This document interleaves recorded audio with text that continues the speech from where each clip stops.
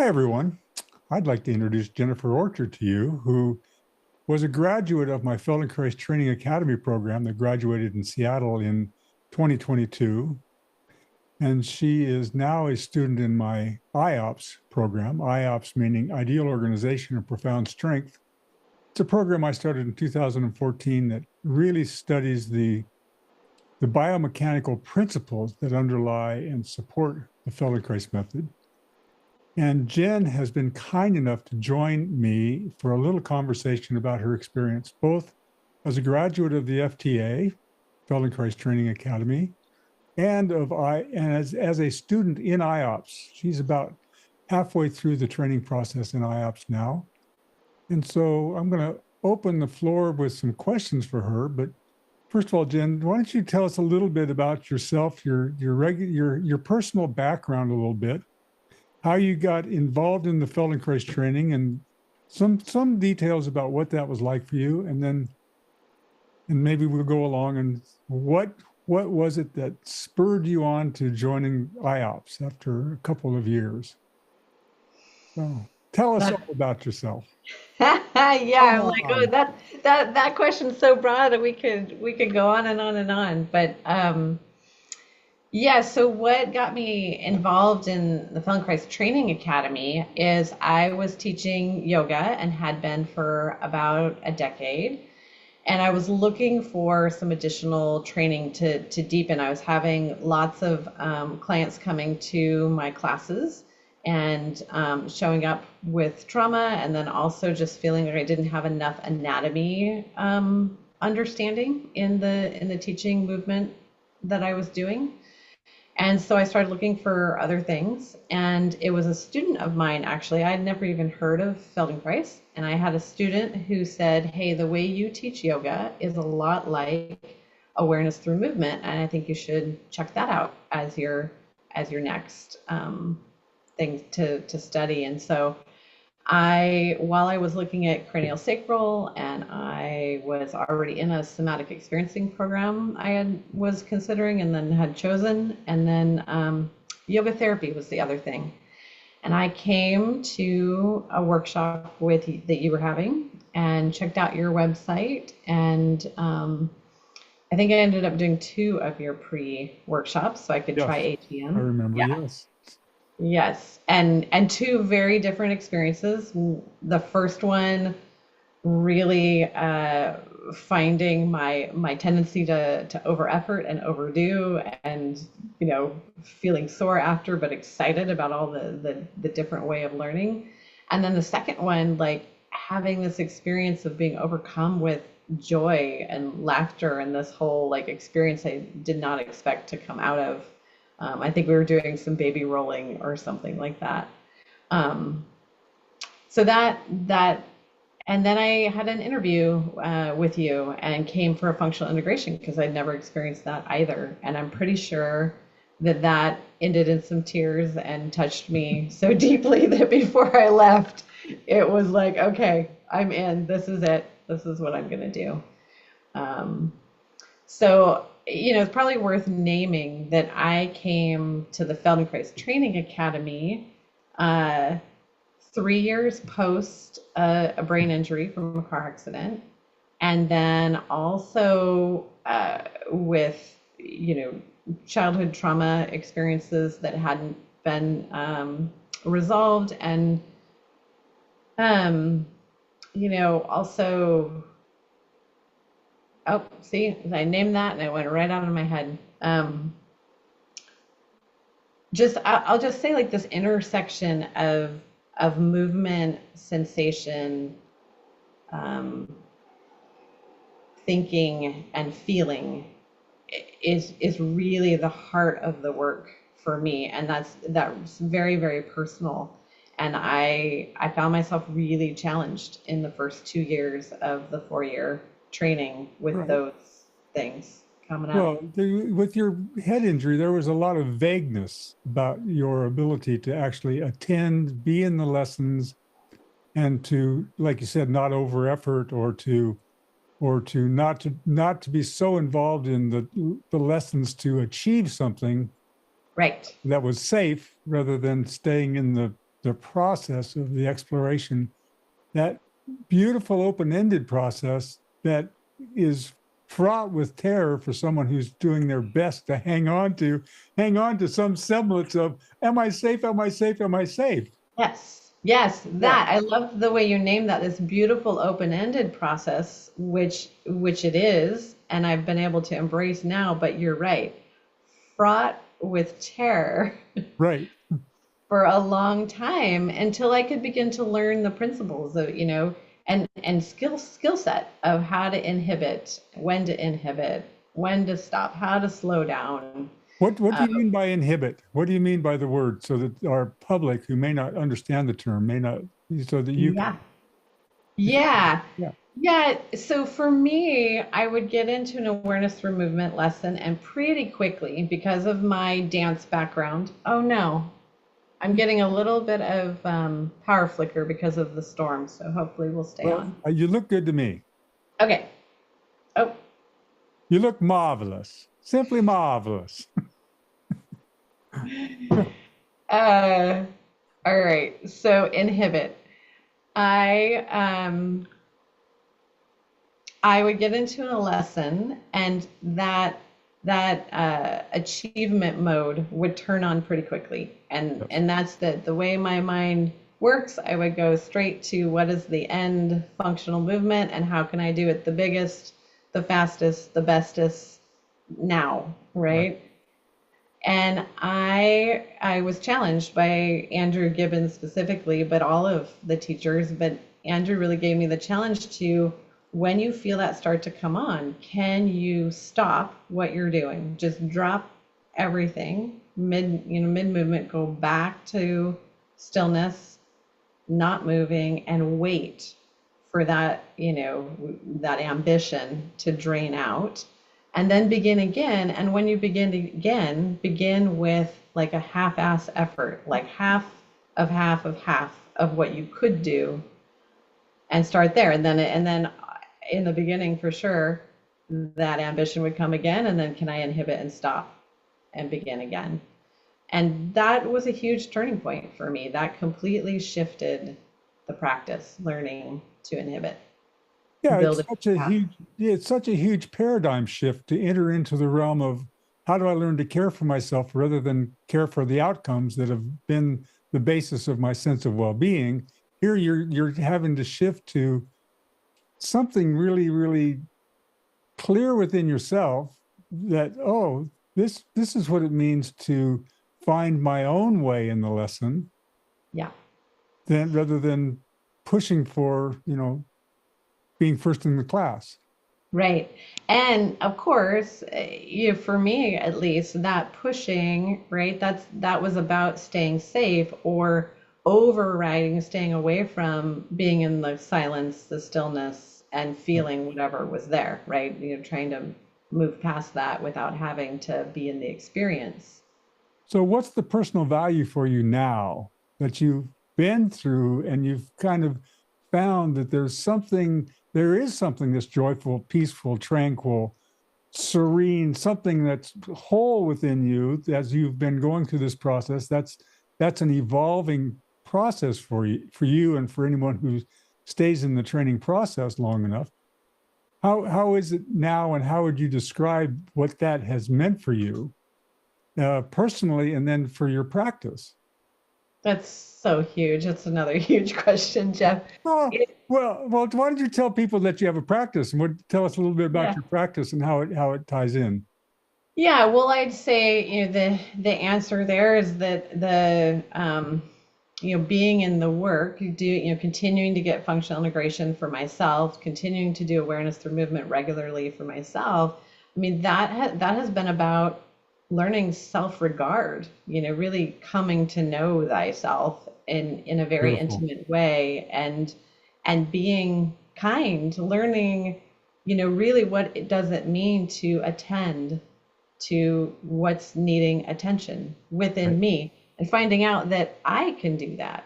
Yes. I can meet that, or I can ask for what I need, but that the clarity around what is it, and how far away. I mean, we've had lots of functional integration sessions where I've got off the table and been like, it was right there. It was so close. I just needed that support to come in and be with. And that description of the work is my favorite, to learning how to be with the difficult. And that's what I've built my practice on, and what I think really attracts students to my practice. All of my students, all of my clients have some form of trauma, a lot of them developmental trauma, some of them injury, what do we call it? Like car accidents, that kind of thing. Shock trauma is the word I was looking for. And that I'm passing on what I've learned, how to self-regard, how to actually regard what is here, what is real, what is authentic, what is actually happening, and then what can we do, not what can't we do, or all the, I'm not a psychologist, we don't go through the story. Parts of the story may come forward, but what I'm looking for is how to help clients find stability and safety and security within themselves, which I learned, through you and through FTA and through so many touches. That has a whole lot to do with our own skeletal organization, and it's completely changed my life. So when you say that close during the lessons, that close to what?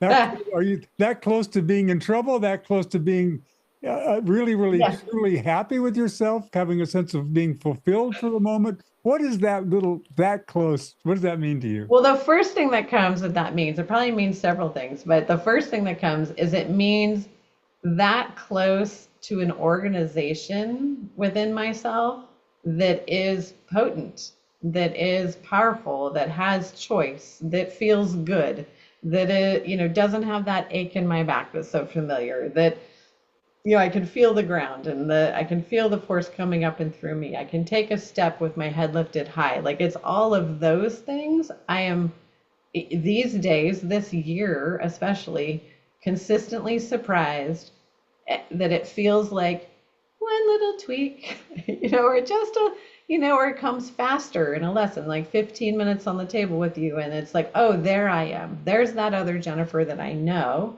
It's not the habitual Jennifer that I've had, lived with for 30 years. That's the story-laden Jennifer. Yeah, right. The story-laden, historical, terrified plus rageful, and that has a shape, that has a way that it's held within my musculature and within my tone and within the way I'm organized. And what's happening now is that I don't go as deeply into that, for sure. But if I do get, as we all do, right? We get tired, life happens. And that ability to shift into that more potent self is not that far away. I can, notice as I'm doing homework for IOPS that is not a good walk. That is not a walk that feels good. Get on the floor, do an ATM on my own, get up, re-record, and find that place on my own. Yeah. So that sort of takes you to the place where you graduated from. My dog just walked in. Hi, Rue. So that takes us to the place where you sort of graduated from the FTA and started building your practice. And then, so the question, Rue, go away. Come on, go lie down. So that takes us to, this next phase, that after a couple of years of practice, we started the IOPS program, which is basically an opportunity to explore what we really couldn't explore with depth. We could indicate in FTA, we had the principles were there, but the actual process of going into great detail on the functions of, well, first of all, how we develop habits, how we function, the way that the biomechanical, the inner biomechanical details for how to actually find support through our skeleton, and to deal with the questions of what is reversibility, which is from Feldenkrais' point of view, it's a pretty magical but very difficult kind of place to be, Mhm. which is, how do we organize ground force through our skeleton to continuously meet the force of gravity so that we experience ourselves as being weightless. Well, that's not a simple kind of principle to grab onto. So you joined IOPS to find out more about this stuff. What led you into the IOPS journey, and how is it? Yeah. Hmm. Well, I feel like the first 2 years of FTA were like finding myself, and then maybe the last 2 years were, learning the principles. And this sense of why did I join IOPS is, Let's also remember that the last 2 years of the FTA were in COVID, and so true. we didn't have a chance to really do the in-person kind of training that we would have had we not been in COVID. So a lot of the really, really personal, in-touch details in the demonstrations that would have been given were not as available in the training. And I'm glad you mentioned that, because that reminds me that one of the key motivators was to have the hands-on touch from the trainers while I'm hands-on. So I felt like I got really good instruction. I definitely immediately, I had clients even that last year coming in after I did the practicums, and that continued to grow. And we did functional integration, sessions online with real clients. Um, but I didn't have a teacher in the room. I had somebody Right, on Zoom, but not in the room. So that was a huge thing, was I wanted to be in the room right. and have that contact. Um, and I wanted to dig into the details. It's like there's a sense of, and why I said that about the first 2 years and the last 2 years is like, I can hear you now more fully, like Right. all of that stuff we talked about earlier that was going on in the historical Jennifer, like that's a lot going on inside, and it's hard to take in the specificity around um, how to listen. The listening with my hands is way more alive now.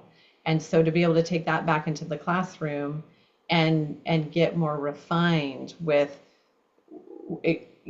maybe where exactly the hand should be, or what are those landmarks, or this deeper, like even having space and time to, like, with hands on a client, um, so much quieter within myself to be able to really hear, and then to do that in the classroom setting, uh, just I feel like I'm respecting that value more, or something, or it's richer. There's more there than in FTA, simply because of my own experience level is different. Now, the courses I teach are rigorous. I Yeah. require much, much more in the realm of, I require you to have documented 100 ATM lessons to graduate, documented 100 FI lessons to graduate, having had taught a 4 hour small training, a Yep. workshop. I've made the requirements rigorous in the hopes of helping each person who graduates be closer to a sense of being competent as a beginning practitioner. And I think the requirements are in IOPS for homework and mentoring attendance are still rigorous. How have you been with that level of rigor and the effect that that's had with your practice? Well, it helps, I think, to have had the FTA experience, because I came in, ready, like I appreciate that. That level of rigor is what attracted me to your training, and why I chose it. It's because I wanted to know that I know that I know when Yes. I left. I wanted to have that confidence that I know more than my clients, and I'm going to have something to offer. And that definitely, I graduated with that after all of the practice and the practicums, and even the documentation. So in the homework in IOPS, I appreciate that there's an opportunity to document what I'm doing where now we're recording real work with clients, and though the themes, some of them are similar, we're working with walking and sit to stand and things that I had worked with you before with, the results are richer, or the ability to see like what I'm saying or doing or where I'm touching with the client and how that's weaving together for them, and then what kind of results I'm getting or with the client and what they're able to name back to me about their insights or what they're feeling. Like all of that is just so much richer, and I really value the opportunity to capture that and take a look at it, to work at it. It would be a different thing to just come and do some nice lessons and then leave. But the fact that I'm bringing it into my practice is making it stick. So how's your practice growing? It's grown by leaps and bounds. Well, that's one of Yeah. the things. That's one of the things that I've said that I've professed that people who go through the IOPS program will find that their ability to practice is enhanced, is increased, and the main point of course is that if you're a professional practitioner, you want this to be the way you make a living, Yeah. that you have the means to support yourself, that you're going to work in such a way that you actually can make the money so that you're not at a survival level, which many practitioners in these arts are, but to actually be at a place where you can move towards a threshold, lift yourself above the threshold of what's minimal comfort into a real substantial sense of, of economic comfort for yourself. I Yeah. think it's really important in this work that we're successful and we demonstrate, we model that kind of comfort that comes, it's a particular kind of composure. So Yeah, we've had two modules in person and one online, I believe. So we're about halfway through, and in that time, my practice has grown a whole 50% more. So 150%, which oh is darn. fantastic. Yeah, Yeah. it's great. It's great, and that and one of the another reason I wanted to do IOPS is I'm in this for the long haul. I really want longevity in the work, and it's very clear to me that being at the table for many hours a day, I need to have good organization myself. I want to be able to take good care of myself, but also in that ability to listen, the more clear I am within myself, like you often name the creating the conditions for learning for the client, right? And I'm really clear that the more well organized I am at the table, the more my clients are feeling themselves, Yes. and the richer the lesson we have, and the greater the results. I knew when I got into this work, in my first session, 15 minutes in 1972, and then reading the Awareness to Movement book after that, that this was what I wanted to do for myself. Mm-hmm. I knew, and as a practitioner, I've never not found interest, curiosity. I've never been bored with the work. Yeah. There's always something that's a challenge to continue to develop and grow in. That's for me. What you said that you want to do this for a long time. What is it about the work that attracts you to that, long term, that ongoing, lifespan development process? Mm-hmm. Yeah. It feels like it feels like I want to say something like it feels like the last frontier for me or something. I worked at Microsoft in recruiting. I've done other types of jobs, and in Microsoft I worked there for 10 years. They moved me around from team to team, And it would take about 3 years, and I would master the role, and I would be bored, and they'd move me into a new place where there were problems, and I would help, figure out what was going on. I have not been bored. I've been doing this work at seven-ish, if we go all the way back to when I started the SE work, somatic experiencing. So 5 years with this piece, but uh, I'm not bored ever, even from session to session. It keeps me, and it's fully engaging. It's not just the mind. I'm using the whole of myself to meet the client, and I'm the work is better and more rich the more that I am willing to come authentically, step into the unknown with the client, and allow the lesson to arise from our connection. And so the better I get at that, the more I get to show up just fully as myself. That feels better and better and better. And then the results are also better. So Isn't it amazing to meet the uniqueness of every person that comes? yes, yes, there's something incredibly healing about that for me. I like, why do I want to be in the work for a long time? It's because it just feels like humaning.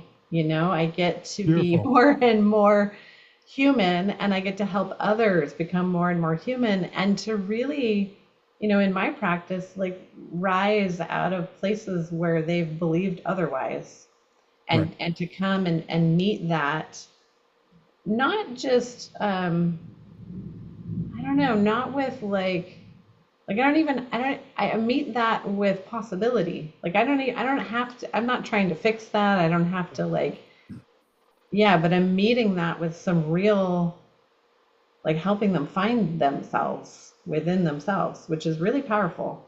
Well, that's the point of IOPS, isn't it? It's to give you another set of skills and a larger resource base from which you have the means to meet a person and to be curious with the person, the two of you to be curious together. So Yes. Yeah. And Jeff, the best part about being in IOPS and having, I think this would be true even if I hadn't studied with you before, but coming in after a couple of years of practice and then being in an ATM lesson or sitting at the table and experiencing myself different, that has been some of the best confidence building, right.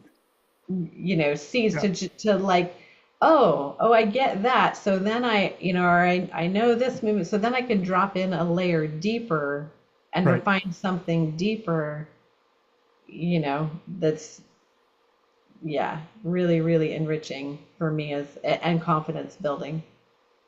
So what is the awareness through movement process for you? For me as the student, or me as You the as the teacher? student, well, yeah, you purvey, you're a teacher of awareness through movement as well, but I find it just so interesting. I mean, for me, the awareness through movement practices are the matrix of this neural matrix and network of possibilities that are, like constellations of stuff that can connect, and it has universal appeal in it, but it's that matrix that provides for me the sense that when I'm with a person, my own fabric is rich enough to meet whoever comes in the door. Yeah, yeah. Yeah, in some sense, I don't know that I've tried to put this in words, but what comes is that it's the get to know thyself material. And so, Right. like, for myself, over time, I feel like I was able to start at my feet and get to know my feet, and then we've worked up through the body, and uh, getting to know, like, how parts actually function, how they relate to one another, how they work together, how to operate as a whole person versus a compartmentalized, Right. blocked off, upper or lower or whatever. And so it's the material, that material helps me to get to know myself. And as I get to know myself and my own functioning, I have way more to pull from when I have my hands on someone else. and understanding what it is that I'm sensing, that I'm feeling, that how that what that might be related to somewhere else within them. Um, yeah, that yeah. So is IOPS helping you deepen your understanding of awareness through movement and in making the lessons more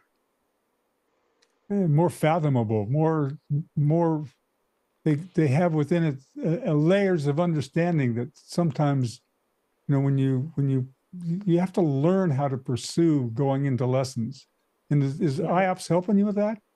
Yeah, both the in-person and really also the video material that we're watching in between segments from past advanced Right. trainings that you've done and provided with us with. In both of those, you've provided an experience where we get on the floor and experience something, and then we might even get up and do some partner work, or and then get back on the floor and then come back up and see something in a demo or on the table, and then and in that way there's this weaving of how the concepts relate, and this most recent perspectives on walking, like doing a hands and knees lesson and understanding contralateral walking and movement, and then how does that orientation translate to upright on the table, sitting on the table, lying on the table, and then up into walking. That, I mean, I just did the homework for that Oh, last wonderful. Friday. Yeah, and it was amazing to have the see the results with my client. Like, I was like, whoa. And then, but more than that, maybe my own understanding. I mean, I didn't understand homolateral and contralateral walking when I first came to Feldenkrais, like, at all. And then even in FTA, I'm not sure I mean, I did get it by the end, but not that I could translate it from orientation to orientation. And then what was really exciting on Friday, as I was working with a somatic experiencing practitioner in training, giving her a functional integration lesson, and this concept that we've been talking about, she named it on her own insight. I asked her how it was to do our lesson this way, and she said, I'm used to tracking my and knowing myself through my emotional experience.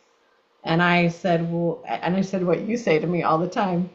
Well, where is that right now?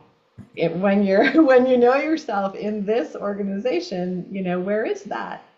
And I didn't bring that in. She did. That came out of her own insight, and it was like, oh my God, there it is. Like, Right. there's the 2 inches or Right. whatever. Yeah. Yeah, that gap that you can only cross by yourself. No Yeah. teacher, no instructor, no one is ever going to take you to the point where past the gap. There's always this huge leap that the person has to make from where there's a rich garden, they've had a chance to germinate within themselves. Something comes, but something is deeply, deeply fertile and germinating within.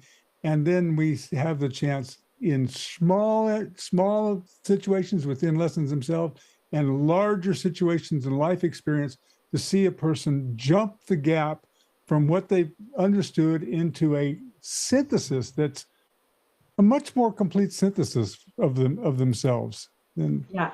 Yeah. She came in, and her chief complaints were something along the lines of feeling kind of bloated and lethargic and just a little like laying on the couch. Blah. yeah, And then we did this lesson, and so interesting to watch her, where she wasn't orienting, what wasn't side bending, and find her way, put those pieces together as we built the lesson to, sliding one knee forward between her hands and back, and then sliding the leg back and around. We got that through that in the lesson, and then coming up into seated and then into standing, and noticing right. that sensation, that way that I knew that way that I felt coming in is gone, as so many of us have Yes. that experience. But then to stop and go, And that's a damn miracle. and that's a damn miracle. Let's just call that for what it is. That for a minute you get out of the up out in the lesson, and you're in a state where neurologically you cannot be in the story you were in, so that something completely new exists, and you have a chance to rest in that newness. Yes. And then to give her long enough to, in different orientations, sense herself. We did a little bit in seated before we came up and walked again. And I think we even did a little bit in lying down. It came and touched her feet and reviewed some of the things we'd done in the past. And it was when she came back up to seated again, it was that she had the aha of like, well, how do I know myself like that? Like what has changed? And then to be able to do, that internal inventory, that internal witnessing of Right. on her own, like I'm holding my feet like this, or when I come forward, the weight goes here, or I'm doing, and then what does that feel like in walking? And then, of course, how can I keep at peace always often comes. It didn't Well, so much just that she got to the place where she could capture and articulate the change for the moment. yeah, and so that actually that like how do I keep this didn't come because we got past the miracle, piece, and she left actually with the question of like, oh, maybe there are other, I talked about how sensations, emotions, and movement are all intertwined in the nervous system. And she left really pondering and taking with her as her homework the question of what am I tuned into when I tune into myself? What am I tracking? Right. Is it the whole, or is it just parts of myself that I know the best, or familiar? Yeah. Yeah. Wow. Yeah. And this is what we have to put up with each day. I know. Do you sense the like? It took It's, part of inhibiting. It took a really long time to inhibit the fire hose of passion and excitement. Actually, yeah, both like if we were to have this conversation 4 years ago, like that is a piece of it, but also with clients, right? To not fire hose like all the information, like you were naming earlier, like it's pretty complicated, this whole being upright in gravity as an upside down pendulum, and figuring out where do you start with the right, client, and how much do you bring in, and then can you give them the space and time to make it their own and to right. take it away. Yeah, that's the learn that piece right there. IOPS is really supporting me Yeah. refining. Yeah. Well, we're going to come to the place where we take these functional details, and then at the last we'll start playing with how we create whole lessons, which it's very clear you're already doing. Mm. So Well, I've got lots of good examples to pull from, and that material definitely makes a difference. And studying it with others. I have, two other students in the program that we meet every week on Wednesday, and we watch the videos, and we'll stop if you're asking the class, like, you ask a question, we'll stop the video and we'll answer ourselves before we play on, and that helps it. Where it's repetition and refinement, and it's good. It's we really should good. we should we should tell people that in IOPS it's not just 4 live segments. That between each segment there is a study of a 5-day workshop that I gave that's been recorded, so Yep. that you're already primed with an experience and questions, so that and you're already resourcing yourself, so that when you come to the segment we can expand on what it was that I did 4 or 5 years ago. We're already expanding on something that was done fairly well, but we're ready then to take another step with it. So Well, and it gives us the opportunity to play with it in our right. practices in between, and yeah, pull out the rollers and try it out on our own, and it's great. And you get to watch my own evolution in the teaching. Which I greatly enjoy.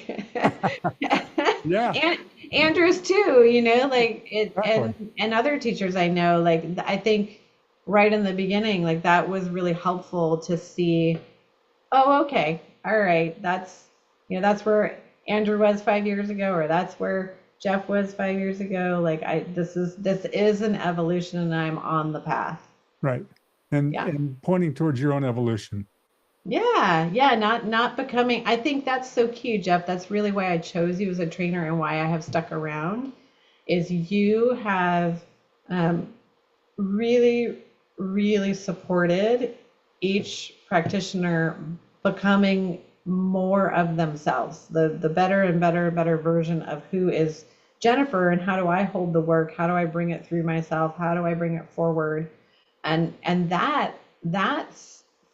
that's something that's long term. Like that's Right. not, I'm not applying a protocol. I'm not imitating you, though I've certainly steal good lines and Yeah. This is yeah. Jerry Rubin, or no, Abby Hoffman material. Steal this book. Yeah, but I'm bringing it through my filter and my life experience and meeting my clients with the whole of myself. And that's not duplicatable either, and nor should it Yeah. be. Yeah, yeah. Jennifer, thank you so much for being here. You're Any welcome. last parting words?